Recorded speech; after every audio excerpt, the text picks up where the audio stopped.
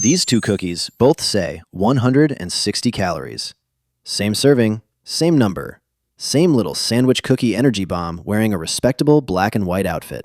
Now I add one tiny phrase to only one of them, made with organic flour and sugar. Nothing has changed in the calorie box, yet one cookie suddenly feels lighter, cleaner, and just a little easier to forgive. The calories did not clock out. The vibes apparently lost weight. That is the strange idea behind a real psychology experiment. And the important part is that nobody needs to be lying. The organic phrase can be completely true. The mistake begins when your brain quietly adds promises the label never made. Here's what the researchers actually did. In 2010, researchers at the University of Michigan recruited 114 undergraduate students for a laboratory study about food. The students did not taste cookies. They did not choose a snack from a shelf. They were randomly shown a web page containing nutrition information for Oreo cookies. One group saw conventional Oreos. The other saw Oreos described as made with organic flour and sugar. Both groups were explicitly told that two cookies contained 160 calories. The researchers even drew attention to that number before asking their questions. So this was not a memory test. The answer was sitting directly in front of them, wearing the nutritional equivalent of a name badge. The researchers then asked how caloric these cookies seemed compared with other cookie brands. They also asked how often the cookies should be eaten compared with other brands. Then the one-word plot twist arrived. Students judged the organic version as lower in calories relative to other cookies, even though both conditions displayed the same calorie information. They also considered the organic version appropriate to eat more often. To be precise, the researchers did not watch anyone eat extra cookies. They measured judgments and recommendations. That distinction matters. A brain saying, "This seems okay," more often, is not the same as a hand taking a second cookie. But it reveals the permission structure that can sit between a label and a decision. Scientists call this a health halo. One positive quality creates a glow, and the good impression leaks sideways into qualities that were never established. Organic was doing its actual job. It described something about production. Your brain promoted it to head of nutrition. The label says organic flour and sugar.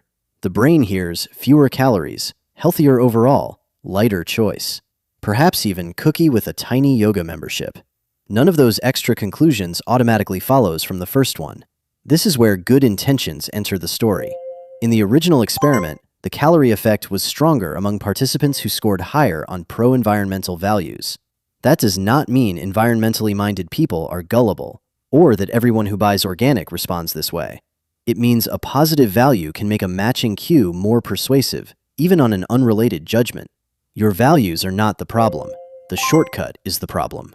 Ethical goodness and nutritional goodness are different questions, but the brain loves combining open tabs. Later studies continued testing the organic halo across different foods and participants. A 2025 meta-analysis covering 21 studies found strong overall evidence that organic labeling can reduce calorie estimates. It also warned that researchers have not found one stable explanation for exactly who is most affected every time. Another 2025 experiment found the effect was especially visible for higher calorie foods. It also found that people who frequently read nutrition information appeared more sensitive to the organic cue. That result needs further real-world confirmation, but it adds an awkward possibility. Paying attention does not always protect you if attention lands on the wrong signal. Now take the experiment into a supermarket. A company can sell a standard product and an organic version without doing anything dishonest. The organic version may follow meaningful production standards. It may use different ingredients. It may even have a different nutritional profile. But you cannot learn the calorie difference from the word organic. You have to compare energy using the same amount, then check the ingredients and portions separately. Sometimes the organic product may be lower. Sometimes it may be similar. Sometimes it may be higher. The front of the packet cannot answer a question it was never designed to answer. If we place two real products from the same company side by side, that comparison needs its own warning label. They may look like twins, but the recipes, serving sizes, and manufacturing markets can differ. We should compare the current nutrition panels using the same weight, not whatever serving each packet suggests. Even then, the products are an everyday example, not a controlled experiment. They can prove that an organic product may still be calorie dense. They cannot prove that the organic word caused the difference, or that the company intended a psychological effect. The laboratory study supplies the causal test. The supermarket shelf only shows why the question matters. And organic does not simply mean nothing artificial. Rules vary by country and by the exact claim. In the United States, for example, 100% organic, and made with organic ingredients are different categories. Depending on the category, restricted non-organic or permitted non-agricultural ingredients may still be present. That does not make the certification fake. It means the certification has a definition, and the definition is narrower than the warm green story our brains sometimes build around it. There is one boundary we cannot cross. This research does not prove that food companies deliberately use organic wording to make people overeat. It also did not measure anyone actually eating more. What it proves is more subtle. A truthful production queue can change calorie judgments and recommendations without changing the calorie information. That is why the strongest version of this story does not need a villain. The company can tell the truth. The certification can be legitimate. The cookie can still be a cookie. The defense is surprisingly boring, which is probably why nobody puts it in a cinematic trailer.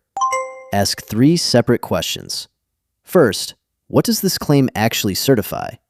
Second, how do the calories compare using the same amount? Third, what portion am I realistically about to eat? Production, nutrition, and portion. 3 lanes. No halo carpooling.